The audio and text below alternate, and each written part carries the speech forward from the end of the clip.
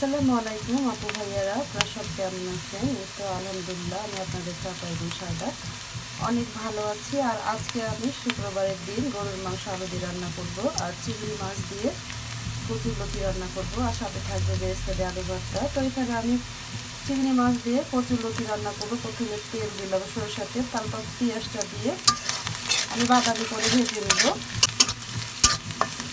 পেঁয়াজটা বাদামি হয়ে এসছে, আর এর মধ্যে আমি জিরা গুঁড়া, হলুদ গুঁড়া, মরিচ গুঁড়া, আদা রসুনের পেস্ট আর লবণ দিয়ে দিচ্ছি।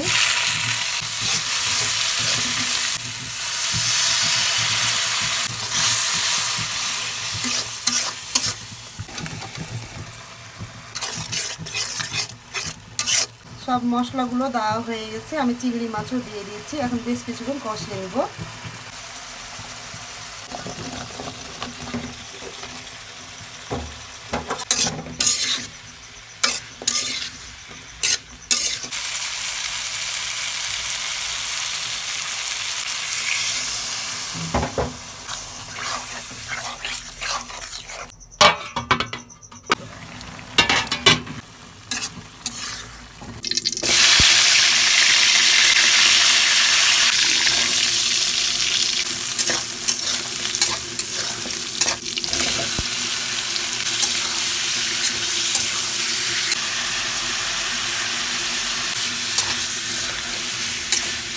আমি এই কড়াইয়ে গরুর মাংস রান্না করবো, দেখে হয়তো বুঝতে পারছে। প্রথমে পেঁয়াজ আর রসুন দিয়ে আমি শুকনো মরিচে হালকা ভাজার পর মাংস দিয়ে দিলাম। মাংসের পর আমি আদা রসুন দিয়ে হালকা হালকা করে ভাজছি।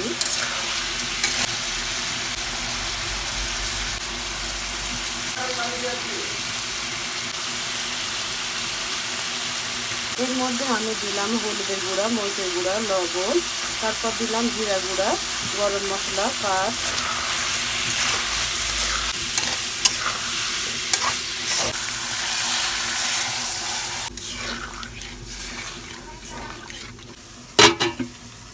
এখন আমি ঢাকনা দিয়ে ঢেকে রেখে দিলাম, সিদ্ধ হবে।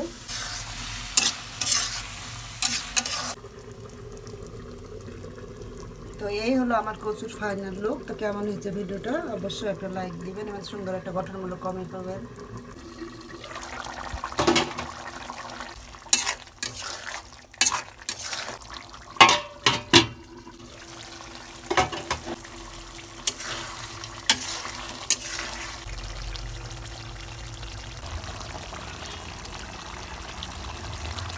আমার হঠাৎ করে গ্যাস শেষ হয়ে যায়, তারপর এই তো মাটির চুলায় নিয়ে চলে আসি। আর এই তো মাংসটা ফাইনালি হয়ে গেছে।